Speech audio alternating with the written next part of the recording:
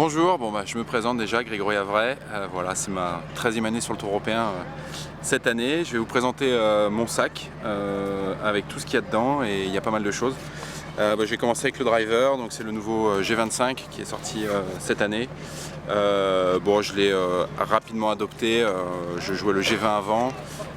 J'ai hésité à passer sur le Hanser, mais le G25 m'a définitivement convaincu, donc j'en suis extrêmement content, un peu moins de backspin et une balle un poil plus haute dans les airs, donc j'en suis ravi. Un shaft Graphalloy, le blue, ils appelaient ça le white blue, donc c'était un shaft qui est tout blanc. Mais c'est l'ancien bleu pour les connaisseurs, un shaft que je trouve excellent, que Raphaël Jacquelin a également. Ensuite, le Bois 3, c'est un club de la série G25 également.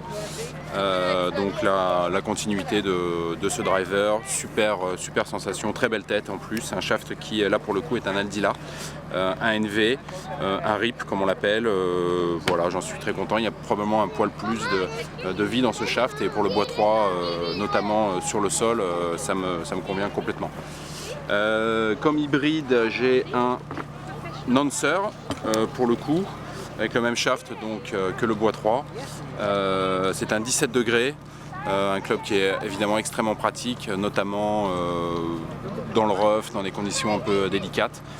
Sur le tee, j'essaye de assez rarement le prendre parce que ça fait une trajectoire assez haute et j'aime bien avoir un tee shot qui est plus bas. Donc souvent je tourne entre le fer 2 et l'hybride. En ce moment c'est l'hybride dans ces conditions elles sont probablement plus adaptées. Dans des conditions de vent, je vais plutôt tourner sur le fer 2. La série, donc tous les clubs jusqu'au Sandwedge sont les Hanser de chez Ping. Donc j'étais sur les S56 jusqu'à il y a encore quelques mois et j'ai tourné sur cette série de clubs qui pardonne probablement un poil plus les coups aléatoires on va dire et qui aussi me procure une trajectoire un poil plus haute. Ce que je recherche dans mon jeu, j'ai plutôt une tendance à avoir des coups qui partent assez bas et qui sont donc bien adaptés dans les conditions ventées, mais dans ces conditions parfaites, je cherche une balle plus haute, donc j'ai pris cette série de clubs qui me convient parfaitement. Les deux sandwedge, donc j'ai un sandwedge ouvert à 52 degrés, il y a marqué 54, mais il est fermé de 2 degrés.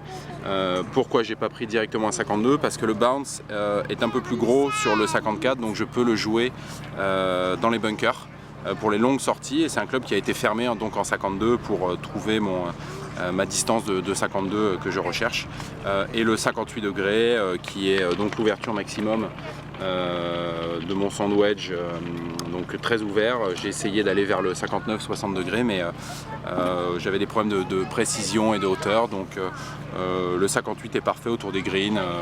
Voilà, c'est un très bon club, aussi des nouveaux clubs Ping avec qui je suis très content. Le putter. Le putter est un belly putter, donc tant que c'est pas interdit, je l'utilise.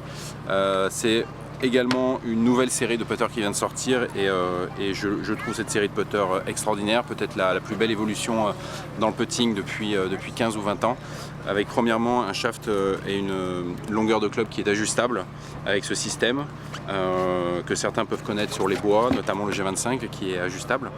Donc on peut rallonger le shaft ou le rétrécir et bouger le grip pour ceux qui se sentent plus à l'aise avec un grip sur le côté. Donc ça c'est la première évolution. La deuxième évolution, c'est dans les stries. Je ne sais pas si vous allez voir, il y a au milieu du club comment dire, une petite cavité juste en dessous qui procure un toucher magnifique et qui n'existe pas sur les côtés pour compenser, si jamais on décentre le putt et le coup, pour compenser la perte de vitesse. Donc on va avoir, si on décentre, une vitesse qui va être plus importante que d'habitude lorsqu'on loupe son putt. C'est une amélioration d'environ, je crois, 50 à 60%. Donc quand on décentre, la balle va quand même jusqu'à l'objectif, contrairement au putter donc d'avant. Et lorsqu'on la centre, il y a un toucher juste magnifique et évidemment on a une distance parfaite. Donc beaucoup de compensation à ce niveau-là et ça c'est vraiment une super évolution. Et je le putt en belly putter, donc comme je le disais un peu plus tôt, tant que c'est autorisé, je suis évidemment plus à l'aise puisque ça fait maintenant 5 ans que je putte avec un belly putter dans ces conditions et il sera bien le temps de changer d'ici 3 ans, mais on n'y est pas. Donc voilà, c'est le nouveau Scottsdale Sanita que j'ai dans mon sac. Bon, un parapluie, une serviette, rien d'extraordinaire. On va rentrer dans les poches. Dans la grande, j'ai toujours ici quelques gants.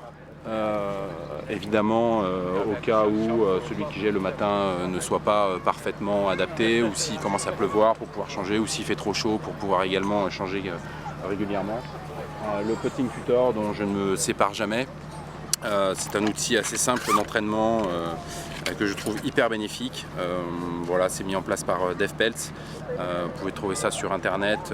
On met des billes suivant son niveau à cet endroit-là et on sait exactement comment était le putt, quelle en a été la qualité.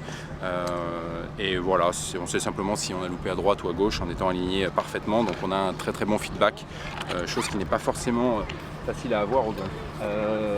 Des lunettes. Là j'en ai 2 paires, plus celle que j'ai juste derrière la casquette, donc de la marque Oakley, que j'utilise maintenant depuis quelques années. Bon, alors d'autant plus dans ces conditions bien sûr, mais il y a des verres, donc là vous voyez j'ai ces verres qui sont pas hyper foncés, j'en ai d'autres un peu plus foncés, donc suivant la journée, aujourd'hui par exemple je prendrais plutôt celui-là. Bon, je ne m'en sépare pas, évidemment la qualité de la vision on est du coup optimale et on se repose l'œil, et ce qui est évidemment idéal dans ce genre de moment, dans ce genre de conditions. Voilou, alors ensuite on rentre un petit peu plus dans le détail avec le détail des balles que je marque. Donc je marque régulièrement mes balles avec un petit drapeau français, comme vous pouvez le voir. Je sais pas si j'ai une de balles ici. Voilà, ça donne ça sur mes balles. Voilà, donc c'est un petit détail rigolo et qui me permet de jouer avec mon beau drapeau tricolore et voilà, j'adore ça. Donc voilà, c'est un petit détail qui a sa petite importance malgré tout. Les badges du Tour européen, quelques marques, oui. Je marque régulièrement donc avec cette marque, donc l'US Open 2010 à Pebble Beach, où ça s'est pas mal passé pour moi, et évidemment j'essaye comme ça sur chaque putt que je fais pendant le tournoi et hors tournoi d'avoir une pensée extrêmement positive en me disant que tout est possible et tout est réalisable. Voilà. Ensuite on passe ici, donc une petite poche où je range mes 2 portables parce que j'ai 2 téléphones, quelques crayons, quelques clés, donc justement pour changer la longueur du putter notamment, et la longueur du driver c'est une autre clé. Ça c'est pour poser le putter, pour poser mon téléphone iPhone sur mon putter, et il y a une application Ping qui vous donne votre régularité au putting, et c'est notamment très intéressant pour travailler ensuite. On arrive à la fin. Encore un petit détail rigolo, j'ai des tis qui sont siglés au nom de ma première fille. Alors là on voit plus parce que ça s'est effacé. Mais... Voilà, donc je sais pas si vous pouvez bien le voir à la caméra. Donc Jeanne Avray, voilà ma première fille. J'en ai une deuxième depuis, donc il va falloir que je me refasse faire des tis, mais voilà, des tis longs et des tis courts au nom de ma première fille. Bon, vu que j'en ai une deuxième, il va falloir que ça évolue un peu. Et voilà, une banane, ah oui, le télémètre Nikon, donc ça extrêmement important, notre outil vraiment primordial dans le sac, dont on ne peut plus se passer aujourd'hui. Savoir tout le temps à quelle distance on est d'un drapeau, c'est évidemment plus qu'important lorsqu'on n'a pas des yardage book aussi bons et aussi soignés que ceux qu'on a sur le Tour européen. Ça c'est un outil qui à l'entraînement est indispensable tout simplement. Toujours s'assurer d'avoir 1 ou 2 piles de rechange, parce que lorsqu'il coupe au milieu du parcours on est un peu perdu et on doit faire la bonne vieille manière du 135 avec les pas, à se dire que le drapeau est à peu près 20 mètres dans le green, et on s'aperçoit que ça nous manque beaucoup dans ces moments-là.